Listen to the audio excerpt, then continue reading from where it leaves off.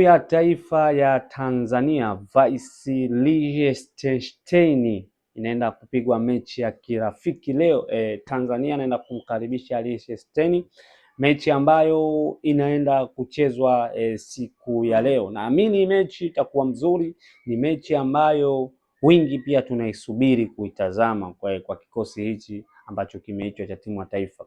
Kwanza, ubora wa wachezaji wa timu ya taifa wingi ambao kwa sasa wa muda mrefu wamecheza pamoja, tunatamani wingi kuwaona kwamba wako kwa level gani, hususan ni baada ya kutoka katika AFCON. Timu ya taifa ya Tanzania walionyesha viwango vizuri, lakini tunataka pia tuone leo tena mechi itakuwa vipi. Lakini binafsi naamini hii mechi kwa upande wa timu ya taifa itakuwa mzuri na itakuwa mzuri sana, na kama atatulia, kwa sababu anacheza na mpinzani ambaye hamjui, kama atatulia maana yake anaweza kupata matokeo. Lakini pia kama hajatulia, unajua siku zote ukicheza na mpinzani ambaye humfahamu, mara nyingi huwa unakutana na wakati mgumu, kwa sababu huwezi kujua kwamba Liechtenstein ni timu aina gani ambayo imejipanga vipi na ni timu ambayo ina wachezaji wa aina gani. Kwa hiyo tunaamini ni mechi ya leo ya Taifa Stars vs Liechtenstein inaenda kuwa mechi kubwa na ni mechi nzuri katika siku ya leo kuweza kuitazama. Bwana, hii ni HSM Sport na mimi ni HS